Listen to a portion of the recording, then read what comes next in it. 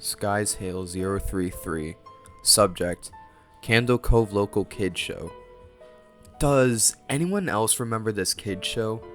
It was called Candle Cove, and I must have been 6 or 7. I never found reference to it anywhere, so I think it was a local station around 1971 or 1972. I lived in Ironton at the time. I don't remember which station, but I do remember it was on a weird time, like 4 p.m. Mike Painter 65. Subject: Reply. Candle Cove Local Kids Show. It seems really familiar to me. I grew up outside of Ashland and was 9 years old in 72. Candle Cove. Was it about pirates? I remember a pirate marionette at the mouth of a cave talking to a little girl. Skies Hail 033. Yes! Okay, I'm not crazy. I remember Pirate Percy. I was always kinda scared of him. He looked like he was built from parts of other dolls. Real low budget. His head was an old porcelain baby doll. Looked like an antique that didn't belong on the head. I don't remember what station it was though. I don't think it was WTSF though. Jaren 2005. Subject: Candle Cove Local Kids Show. Sorry to resurrect this old trend, but I know exactly what you mean, Sky Show. I think Candle Cove ran for only a couple months, in 71, not 72. I was 12, and I watched it a few times with my brother. It was Channel 58, whatever station that was. My mum would let me switch to it after the news. Let me see what I remember. It took place in Candle Cove, and it was about a little girl who imagined herself to be friends with pirates. The pirate ship was called the Laughing Stock, and Pirate Percy wasn't a very good pirate because he got scared too easily, and there was calliope music consistently playing. Don't remember the girl's name, Janice or Jade or something. I think it was Janice. Skies Hail 033. Thank you, Jaren. Memories flooded back when you mentioned the laughing stock in Channel 58. I remember the bow on the ship was a wooden smiling face with the lower jaw submerged.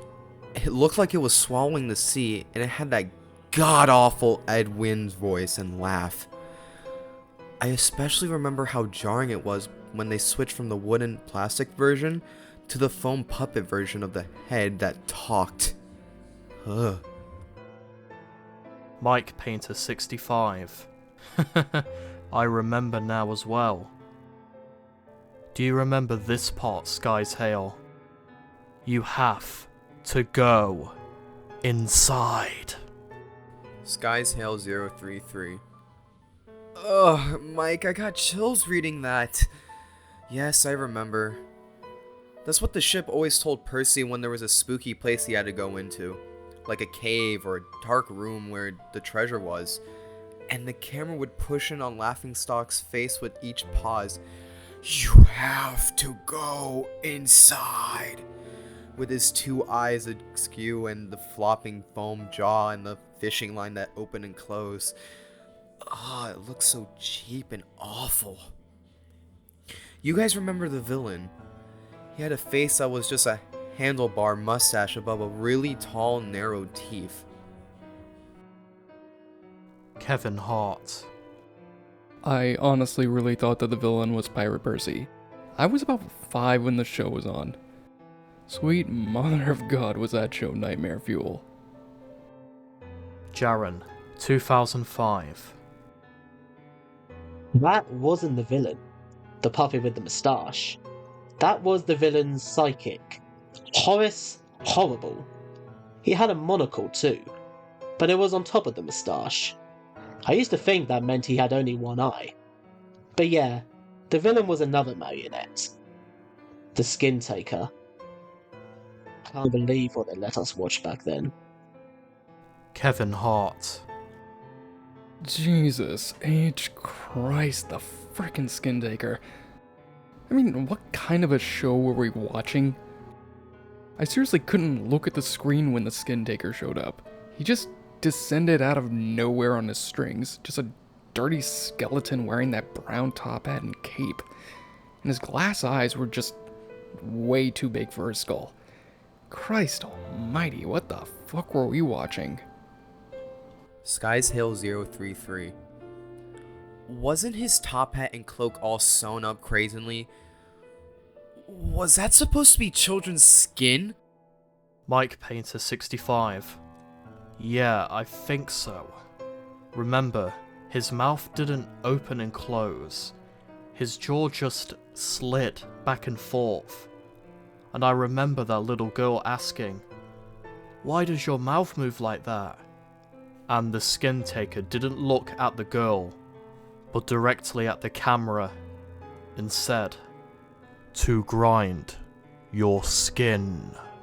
Skies Hill 033. I'm so relieved that other people remember this terrible show. I used to have this awful memory. A bad dream I had where the opening jingle ended. The show faded in from black and all the characters were there, but the camera was just cutting to each of their faces. And they were just screaming. And the puppets and marionettes were just flailing sporadically. And just all this screaming. The girl was just moaning and crying like she's been through hours of this. I've woke up so many times from that nightmare. I used to wet the bed when I had it. Kevin Hart. I don't think that was a dream. I remember that. I remember that that was an episode. Skies Hill 033. No, not possible. There was no plot or anything. I mean, literally just standing there in place, crying and screaming for the whole show. Kevin Hart. Maybe I'm manufacturing the memory because you said that, but I swear to God, I remember seeing what you described. They just screamed. And that was it. Jaren. 2005. Oh god, yes.